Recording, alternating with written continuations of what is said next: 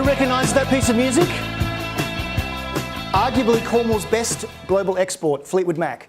And I wonder whether Mick Fleetwood back in 1967 had the vision that his business would be a global phenomenon. So you've got a lot of great things happening here in Cornwall. I actually have a lot of affinity with all of you because I grew up in a small business. My father had a small electronics company back in Adelaide, South Australia. And if we're to look at the history and the future of marketing, we have to go back and rewind. Rewind to Adelaide, South Australia, where I was born, just near the Adelaide Oval. If you follow cricket, it's a beautiful ground there, if ever you've been there. 110 Tin Street, North Adelaide, lovely courtyard out the back, and the building behind there is actually the store that was used to hold all the electronic components, and I grew up there. And I've actually managed to find some archival footage of a very early marketer. And we can see here he's in the backyard, wondering what he's going to do when he grows up, pacing around, and who would have thought that 50 odd years later he'd actually be here in Cornwall talking about Fleetwood Mac. And I asked my father Ron if he had any photographs of what his world, his office was like back in the 70s, and he sent me this picture. And depending on my audience, they need some explaining. These things in the corner, they're called telephones. There are only two of them, and if there were more than two lines engaged, then you couldn't get through. And often people ask, what is this thing here? That's a calculator. It was actually plugged into the mains, and you'll notice from his desk there is no computer. So we grew up having not all the mod cons and accessories. And I'm wondering if anyone knows what this is. This is a Sinclair ZX80. It was my first computer back in 1980. I learned how to program BASIC, and it had a squidgy keyboard and about 1 kilobyte of RAM. And a few months ago, my daughter Madeline, she's now 12, we were at the Science Museum in London, and we walked past a glass case, and Madeline pointed out the ZX80 that's there, and she said, "Daddy, isn't that the computer you talk about all the time?" "Yeah, yeah. But it's behind a glass case in a museum. You must be really old." "Yeah, Madeline, I'm really old." Remember this sound? Not so long ago, hopefully not now, we had to dial up to the internet.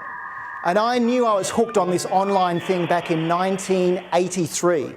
When I had to dial up, and I would dial up and leave a message, we now call it email, to see if my friends had left a message, and I would use things like bulletin boards, looked a bit like this. But I knew I was hooked back then because my father had to get a second phone line. I was always online and no one could get through, so I've been doing this for a while. And I went back to a website called archive.org, allows you to look at your website years ago, and this is my website back in 2000. And if it was live, you'd see the scrolling graphics, all the things that you shouldn't do. And if you want to have a bit of fun, go to archive.org, and they have archived websites from around the world, possibly yours as well. And you can have a look at what your website or your competitor's website looked like all those years ago. And Kim talked about futurists, and my favourite futurist is a gentleman by the name of Arthur C. Clarke. And back in 1974, Arthur was asked by an Australian journalist what life would be like in the year 2001, and this is what he had to say. Well, with that movie 2001, you're projecting us into the 21st century. I brought along my son Jonathan, who in the year 2001 will be the same age as I am now. Maybe he will be better adjusted to this kind of world that you're trying to portray. The big difference when he grows up, in fact, if we wanted to wait for the year 2001, is that he will have in his own house, not a computer as big as this, but at least a console through which he can talk to his friendly local computer and get all the information he needs for his everyday life, like his bank statements, his theatre reservations, all the information you need in the course of living in a complex modern society. This will be in a compact form in his own house. He'll have a television screen like these here and a keyboard, and he'll talk to the computer and get information from it, and he'll take it as much for granted as we take the telephone. I wonder though, what sort of a life would it be like in social terms? I mean, if our whole life is built around the computer, do we become a computer-dependent society and computer-independent individuals? In some ways, but they'll also enrich our society because it'll make it possible for us to live really anywhere we like. Any businessman, any executive could live almost anywhere on Earth and still do his business through a device like this. And this is a wonderful thing. It means we wanted to be stuck in cities, we better live out in the country or wherever we please, and still carry on complete interaction with human beings as well as with other computers. So I think Arthur got it pretty right. He could predict that we would be able to work away from our office, we'd have a computer in our own homes. He even addressed the societal impacts. The problem though is that Arthur was looking at things 30 years in the future. But I don't think you've got 30 years. You haven't got 30 months, maybe not even 30 weeks. You want to know right now, what can I do tomorrow to help my business with the opportunities of Brexit and also to market and export exponentially. So you don't need a futurist, you need a practical futurist, and that's what I am. And the difference is, I guarantee you that you will leave with some things to do tomorrow or tonight from my talk. And if you don't believe me, I gave a similar talk up north a few months ago, and someone tweeted during the talk that they were enjoying it, which was nice. And 25 hours later, the same person tweeted, just had a team meeting, put some ideas into play, and we're actually going to put them into place. So I'm hoping today you're going to leave with some things that you can actually do. But I want to talk about the digital marketing opportunities. If we're going to export, we have to be able to market digitally, because you can't send a brochure to someone you've never met, and you've got to be able to attract and also respond to customers using digital. I'm going to give you some examples of where I think you can use that. And I saw a great cartoon by my favourite cartoonist, Tom Fishburne, who talks about this whole notion of digital. What's the big campaign idea? We're going digital. Facebook, YouTube, a mobile app, Pinterest. What are we going to do with all those channels? I don't know. So you've got to pick your battles. You can't be on every single channel. I'll cover social media in a little depth, but you have to understand what you've got the capability of doing with your size business. And think about the way toothpaste used to be sold. Colgate used to offer two types of fluoride, two-type toothpaste, with fluoride or without fluoride. And now they offer 30 different types, because there are different market segments and different ways of attracting people. So think about the products that you've got and the different variants and how you might be able to address different audiences.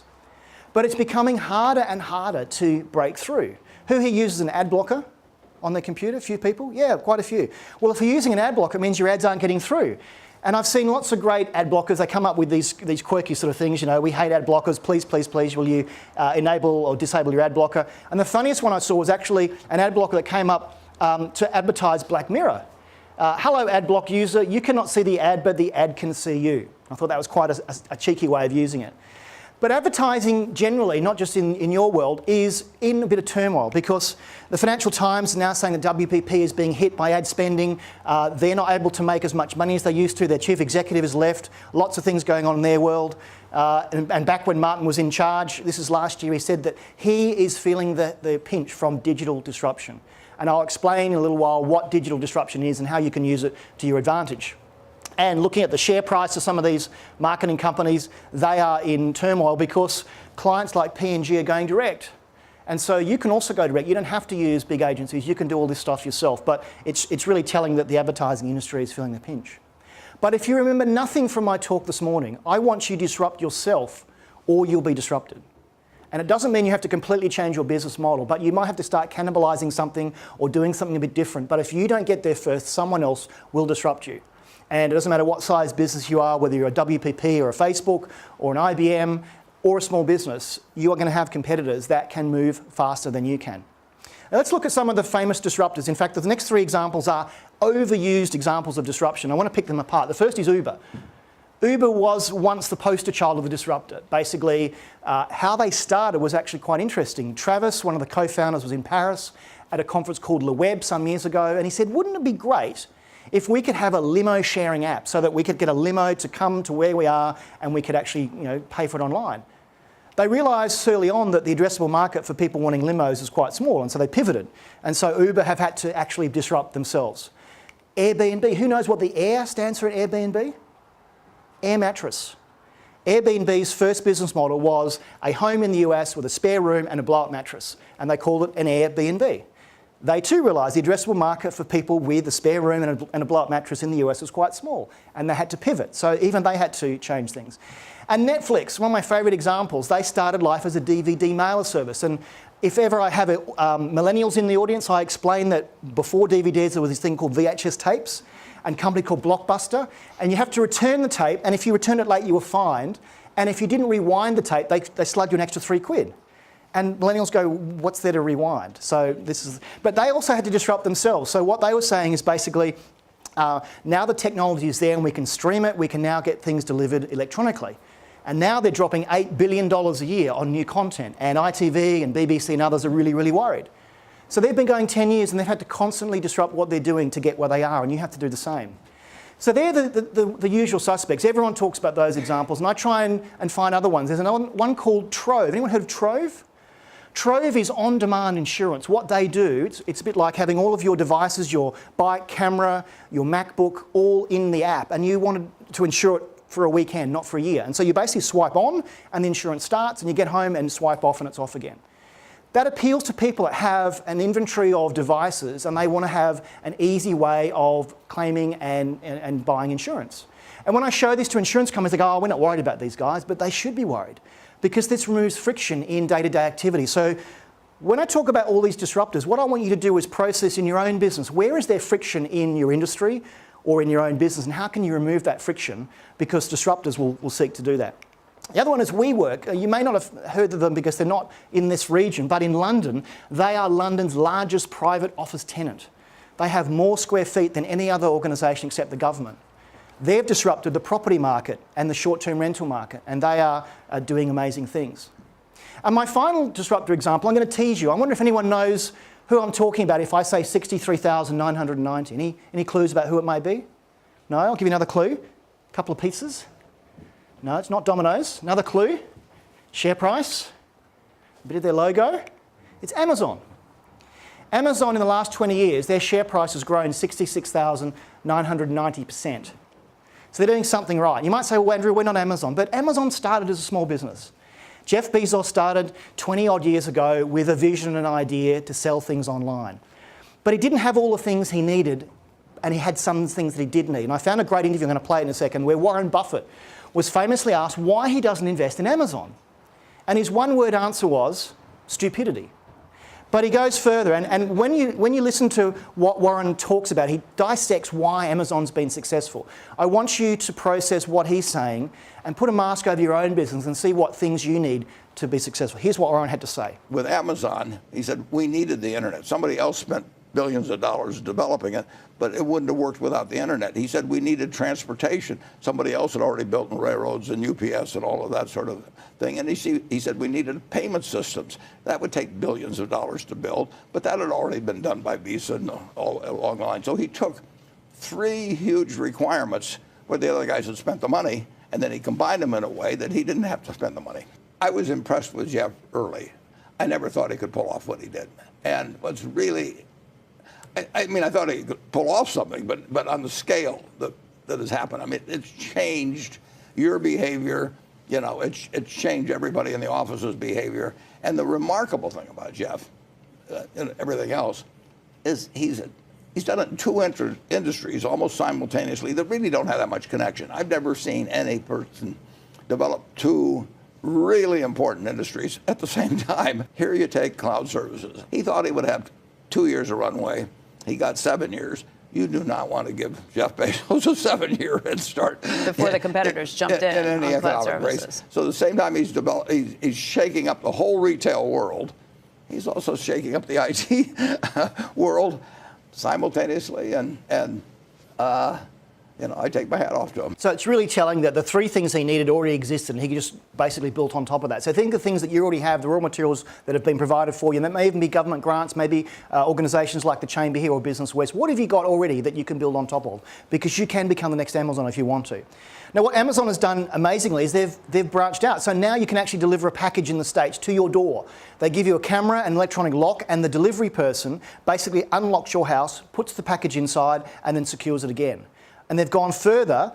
They'll actually deliver in the States in a trial to your car if you own a Volvo or a GM vehicle. Now that is an amazing brand extension because you think about it logistically. I don't know where my car's going to be on the day that the parcel's being delivered. So the technology behind that's amazing. But they've removed the friction. The friction of not being at home means you can deliver it to home. The friction of not wanting to deliver it to home because the person getting the present is going to be home, deliver it to your car. So think about how you can extend that using technology. Now, 2 pizzas. Jeff Bezos has the 2 pizza rule. And this is a bit uncomfortable sometimes because he said, if you can't feed your team with 2 pizzas, the team is too big. Now think about your teams. Maybe you've got small teams. Maybe they could all sit around the table and not go hungry. But whenever I present this in large corporates, they shift uncomfortably and go, yeah. I think a lot of people will go very hungry because we've got huge teams, which means you get groupthink and things don't actually get done. But disruption is happening everywhere. Who here uses WhatsApp? Most people. How many WhatsApp do you think are sent every day? Think of a number.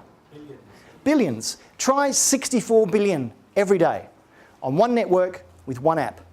Now, if we compare that with competition, which is SMS, 20 billion every day globally.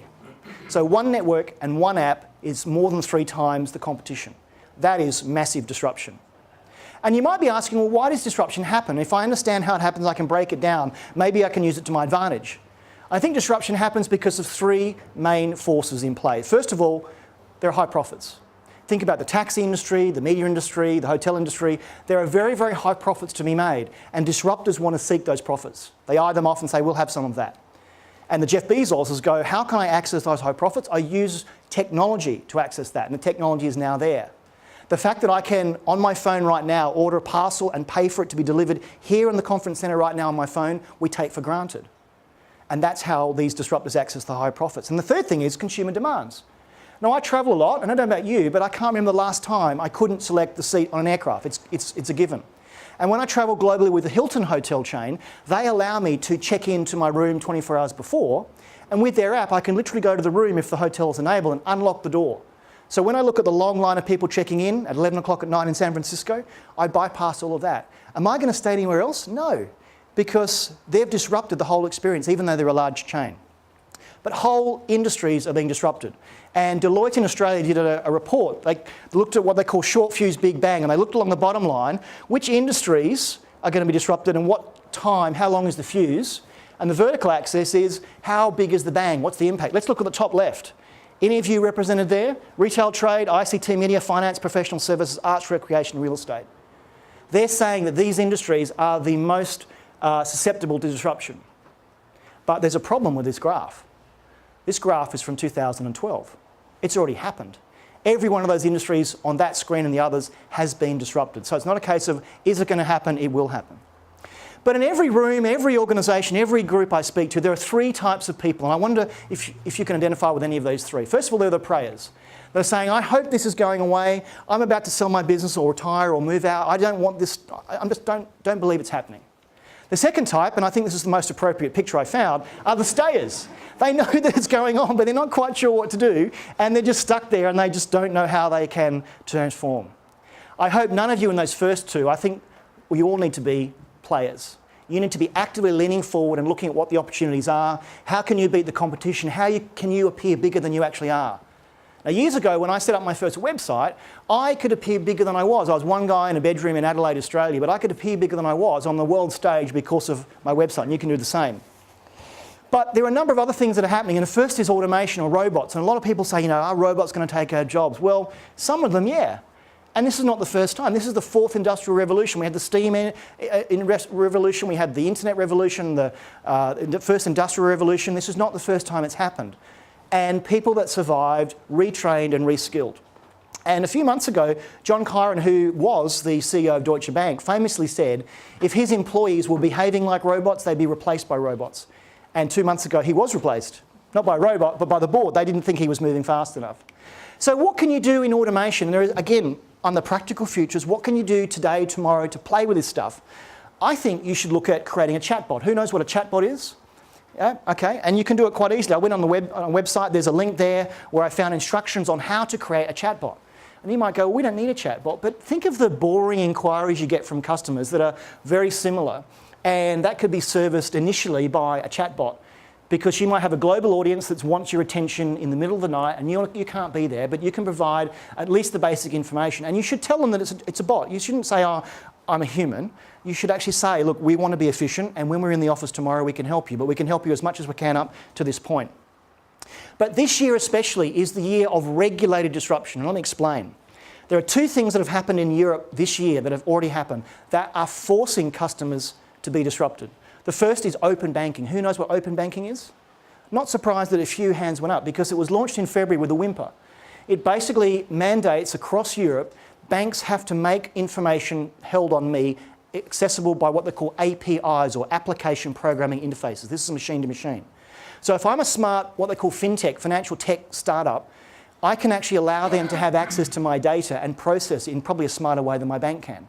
So we're moving now to having all these services available through an API. And if you have services on your systems, one checkpoint I would be saying is, can I get that information to my customers securely and without having to be involved? That could be a real way that you can open your export opportunity. So, for example, the HSBC Bank have an app called HSBC Beta. I'm an HSBC customer. It allows me to add my Barclays, my Amex, other things in there. And what's interesting, when I ask banks, would you have done this had the government not told you? They go, of course not, it's expensive. But it's now forced them to open these up. And now the banks have done it, the utilities will do it, you'll have government doing it, you'll have telcos doing it. So you need to see whether your systems are able to share information machine to machine. Because we'll have this thing called the API economy where you will actually be behind if you can't connect with other systems because there'll be someone else that can process your data or your customers' data faster, cheaper, better, and big better insights than you can. And we should accept that in a collaboration. The second forced or regulated disruption this year is GDPR. And I've got to tell you, up to the 25th of May, I would say, hands up who's heard of it. 4 months out, I had few hands. I had most hands up by the 25th of May. I hope you all understand what GDPR is. Now, for some of you, it's a real hassle. Oh, I've got to do this opt-in and I've got to cleanse my database and blah, blah, blah. It's all... No. GDPR is an opportunity. It's an opportunity for consumers and it's an opportunity for you.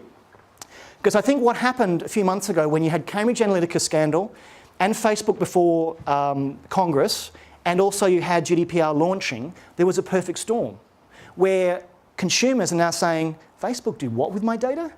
It becomes front page news, it's on the national news, it's on telly.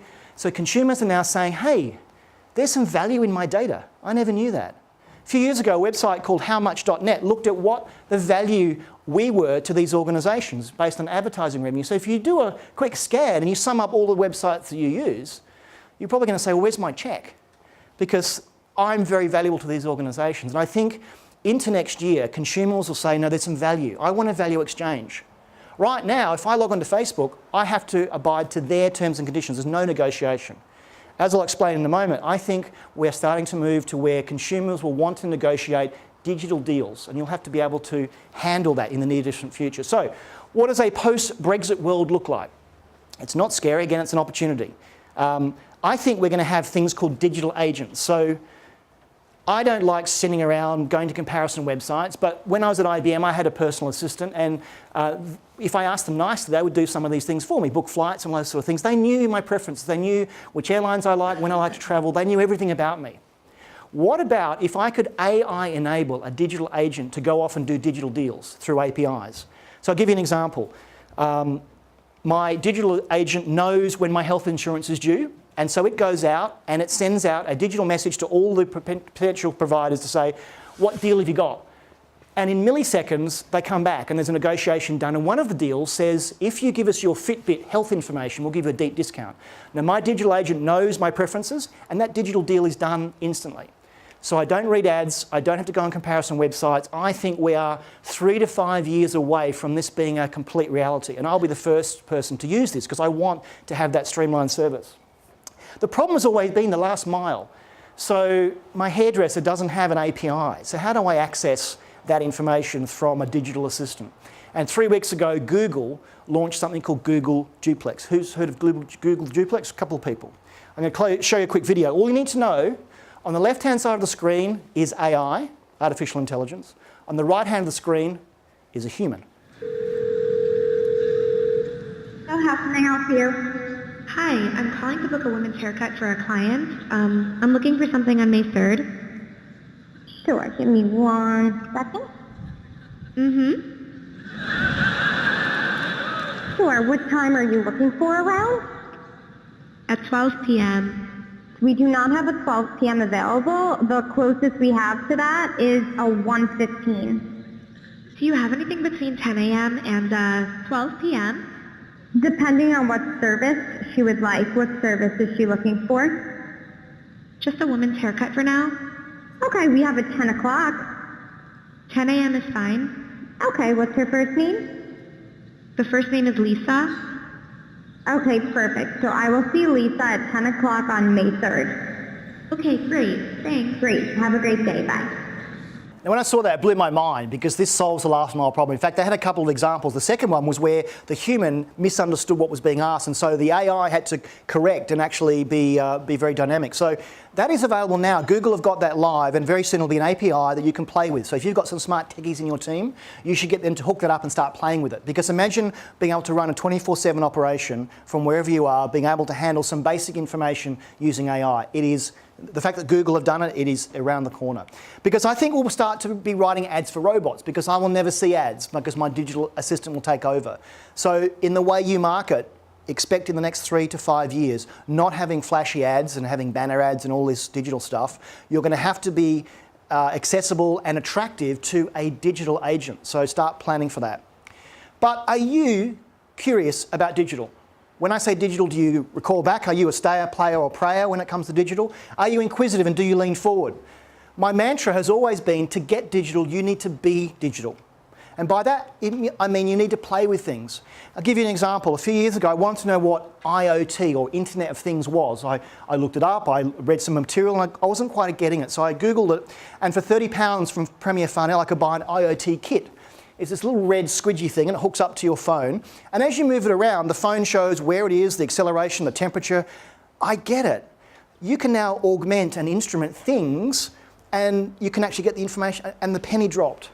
So I had to physically go and play with this stuff to understand it. I encourage you to build chatbots, play with these sorts of things to understand what it means. Next slide I'm going to show is my most photographed slide. So get your phone out, because I guarantee 90% of you will take a photograph. It's called the scary slide. And on this slide are words and terminology that will impact your business in the next 18 months. And I guarantee you, some of you will go, I'm not sure about that one. That's okay. Because some of these words are words that you haven't had to worry about yet. But tonight, tomorrow, go to Wikipedia at a basic level, understand what they are, and then work out what they mean for your business. Because I guarantee they're all going to impact you. Now, I'm going to pick on one here because you're a small business audience. Who knows what 2FA means? It's not rude. 4 people. That's really scary. Who has a bank account? And when you bank, you have a dongle that gets you a special code. That's a 2-factor authentication device. So you secure your bank accounts, but I guarantee you don't secure Gmail. And what happens is that you've got a little dongle like that. And in fact, I've written a whole blog post. If you write down this address, practicalfuture.is/2FA, it'll tell you all about it. There's also a website that explains which services are enabled. If you're on Gmail and you have a password spreadsheet on Gmail and the hackers get into your Gmail, they've got your entire company held to ransom. It's happened before. So you need to worry about securing your digital channels, your email, your Twitter accounts. All these services provide 2FA. And as a small business, I couldn't think of not having these turned on, because if someone hacked my Twitter account, it could be very embarrassing. Another thing you can do, we're talking about cryptocurrencies, is buy some Bitcoin. Now, I actually bought some Bitcoin in December. I spent £40. I bought £20 worth of Bitcoin and £20 worth of Ethereum, which is the competitor. And I was never going to make any money out of it. And I used a website called Coinbase. So I spent 40 quid, and then in the afternoon it went up. I thought, I'm making some money out of this. And then it went down again. And what was fascinating was, first of all, I understood how to buy cryptocurrency without spending the world. But I found myself, I was actually logging on and checking the graph. Have I made this money? It was almost addictive. But only then did I realise what are the pros and cons of cryptocurrency. And that's something that you probably will be looking at some stage. But when I say to get digital, you've got to be digital, you need to be actively playing with this stuff in a low-risk way to really understand what they mean. Because I want you all to rise above the noise. There are so many companies out there in this region, around the world, that are competing for your customers' dollars and pounds and euros. And you need to appear much more visible than they are and try and get ahead of the game. So what can you do that's different? I found this great example from Lacoste. Now, Lacoste, this a few months ago, decided, let's do something crazy. Let's actually print the icon or the graph of endangered species on our shirts. And we'll produce as many as they are left alive in the world. And guess what? It sold out. Now, I'm not suggesting you have the resource of Lacoste, but they did something different. It was newsworthy. People were able to put it on the TV and people talked about it. So what can you do that is not a stunt necessarily, but something that will actually be shared and people want to look at? Question for you, how easy is it to find you? We'll talk about Google in a minute, but how can you ensure that when people find the service or your company name or your personal name, that they will find you online and not find a competitor? So you have to think global. And I did think global all those years ago when I set my website up, and now people around the world can find me anywhere. But think about your digital footprint. And this is another really simple thing you can do. Who here's Googled themselves? It's painless. You can either Google your name or Google your company name. Now, what you've got to do, you've got to do it in what we call incognito mode. If you log on to Google and you're logged in with your account, your search results will be favoured towards what you've been looking at. So you need to look at what's called incognito mode. The screen will look a bit like this, which means you're looking at it as a new customer would. And you'll know that you're not logged in because your mugshot won't be up there. And so I Googled myself. It's not too painful. And this is what I came up with. Now, there are 16 Andrew Grills in the world, and I own the front page of Google. You can see some of my own properties there, LinkedIn, Twitter, all the photos are of me. That's being able to be found, because I don't want other people to find other practical futurists. So that I think is very important. So I wanted to quickly run through a few basics, some things that you can tick off, and some of you may say you're doing it already. Who here has a website? Not enough. If you're going to trade globally and you want to go home at 5 o'clock, you need a website. 2 reasons. One is to show what you've done. Secondly, to stake your claim in the world that this is your brand name. And someone types that into Google, they will find you. Who's heard of WordPress? WordPress powers 30% of global websites, and it's free and it's really easy to set up, and it's designed for small business. I use it myself for all of my websites, so you can get started very, very easily. I host with a web company called Jolt. There are others as well, but they can make it really, really easy. And so my website looks a bit like this. It shows what I'm doing next. It has a list of when I'm speaking, all sorts of things I need to do to promote my business to the world. And it's got a nice back-end WYSIWYG type interface. WordPress makes it really easy. Domain name. Who here has a .co? Okay. Did you know that you have the rights to get the .uk? So if you have a .co.uk, you can actually, for 5 years, they kind of reserve it for you to get the .uk. It's 3 less characters to type, and people go, oh, you must be in the UK. So think about claiming your .uk, or another memorable one. I saw this in London the other day, ihateironing.com. Brilliant domain name. I went there. What do? They pick up your ironing, they iron it, and they send it back. It's what it says on the tin. I've practiced what I preach. I've got practicalfuture.ist. .ist is actually standing for Istanbul. So I found out that I could actually have my name without having to have a .com and playing around. There's a website called Gandhi that I use. You can actually type your domain name or your company name in there, and they'll give you suggestions of what's available. Social media. I'm sure all of you in some aspect are using social media. But I measure everything, and I actually all my short links. So when I'm doing something on social media, a short link will always have my brand in it. So whenever I tweet something, I'm tweeting my brand, and people go, who's that practical futurist? And I measure everything. I can see how many clicks there were. And the other thing you should know is a thing called Twitter cards. Whenever you see something like this on Twitter, you wonder, how do they get their logo and their brand to be so beautiful? These are things called Twitter cards, and there are things you can do to make that easy as well. But my point is you need to measure everything. I have web analytics on all of my websites. I know if someone from this conference centre today has actually logged on and looked at what I've been doing. Twitter have an analytics package. If you go to analytics.twitter.com, you'll actually see all of your activity there. Google have services called Google Webmasters. As I say, I measure everything as well. But how easy is it to buy from you? I think you should get a friend or a family member to try and buy something from you, either online or on the phone. And they will give you the honest truth of whether it's easy or it's hard, because you need to, from time to time, understand how easy it is to buy from you. I was going to talk about the digital divide and show you a video, but we're out of time. But if you're based here in Cornwall, you should take advantage of Cornwall superfast broadband. I've got to tell you, I live in London. I have 100 megabits a second up and down, and I do a lot of video production, and I need that to do my job. And if you've got it available, if it's accessible to you, please get it. It will be a massive competitive advantage.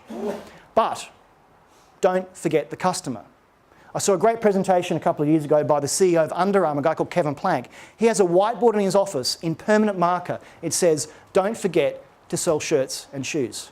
Regardless of how many social media followers we have, or how many likes, or how many website hits, we need to sell more shirts and shoes. And maybe you need to put something like that up on your wall. A couple of final things. You need to also have digital diversity.